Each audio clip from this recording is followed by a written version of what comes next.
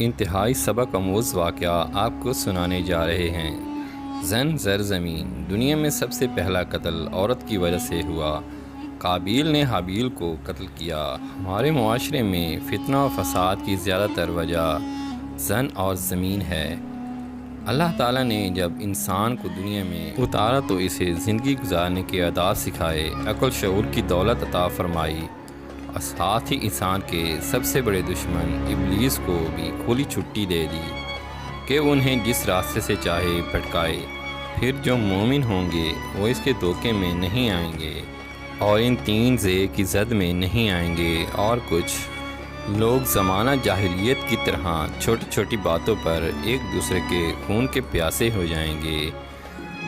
مظفر گڑھ چلے جائیں، مظفر گڑھ کے علی پور والے روڈ پر چلے جائیں، آگے آئے گا خان گڑھ، وہ بھی کراس کر جائیں، آگے ایک سٹاپ آئے گا سندھے علی والا اڈا کراس کر کے کھبے ہاتھ یعنی بائیں ہاتھ پر دو قبریں روڈ کے اوپر نظر آئیں گی۔ وہ قبریں پتہ کریں کس کی ہیں۔ آپ کو بتایا جائے گا کہ دو قبریں دو بھائیوں کی ہیں۔ اگر وجہ پوچھو گے تو پتہ چلے گا کہ یہ 2 یا 3 مرلے جگہ تھی دکانوں کے لیے۔ یہ بھائی آپس میں جگہ کی وجہ سے لڑنے لگے۔ باپ کے لاکھ سمجھانے کے باوجود بھی یہ دونوں بھائی نہ سمجھے۔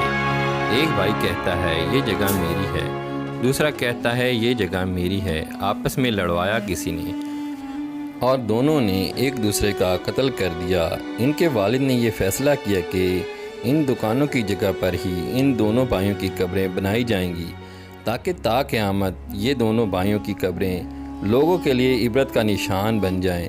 دنیا والوں کو پتہ چلے کہ بھائی تو فوت ہو گئے اور زمین کے یہ 2-3 مرلے یہیں پڑے رہے۔ جگہ کی خاطر، پیسوں کی خاطر، لالچ میں آ کر دونوں بھائی اس دنیا سے رخصت ہو گئے۔ جس والد کے سامنے یہ دونوں بھائی ایک دوسرے کو مار رہے ہوں گے، اس والد کے دل پر کیا گزری ہوگی۔ اس والد نے ان دونوں کو کتنی مشقت سے پالا ہوگا۔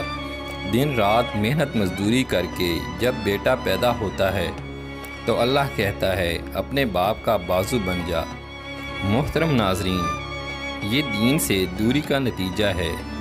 جو آدمی دین اسلام کے ساتھ جڑا رہتا ہے اس کا دل نرم ہوتا ہے، وہ غلط کام کرنے سے پہلے 100 بار سوچتا ہے۔ اس کو اللہ تعالیٰ کا خوف ہوتا ہے۔ دیندار بندہ ہر کام آخرت کو مد نظر رکھ کر کرتا ہے۔ اس طرح ایک مسافر بس میں ایک بیان چل رہا تھا۔ وہ بیان مولانا طارق جمیل صاحب کا تھا۔ انہوں نے بیان میں فرمایا کہ جو بھائی کسی دوسرے بھائی کی زمین کا ناحق قبضہ کر کے دبا لے تو اس کو قیامت کے دن 7 زمینوں میں دنسا دیا جائے گا۔ اس بس میں زمیندار بیٹھا تھا۔ اس نے کہا فوراً گاڑی روکو۔ اس زمیندار نے گاڑی رکوائی اور سیدھا دوسری بس پکڑ کر واپس گھر آیا۔ اس زمیندار نے اپنے بھائی کی زمین پر ناجائز قبضہ کر رکھا تھا۔ اس نے زمین کے کاغذات اٹھائے اور سیدھا اپنے بڑے بھائی کے گھر چلا گیا۔ بڑا بھائی دیکھ کر ڈر گیا کہ شاید لڑنے کے لیے آیا ہے، لیکن زمیندار کی آنکھوں میں آنسو تھے۔ وہ اپنے کاغذات ان کے ہاتھ میں تھما کر کہنے لگا تو میرا بھائی ہے، میری زمین تیری زمین ہے، تو یہ کاغذات رکھ۔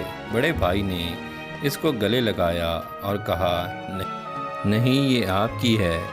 تمام گھر والے خوشی کے آنسو بہانے لگے۔ زمیندار نے کہا آئندہ میری طرف سے کوئی زیادتی نہیں ہوگی، مجھے معاف کر دو۔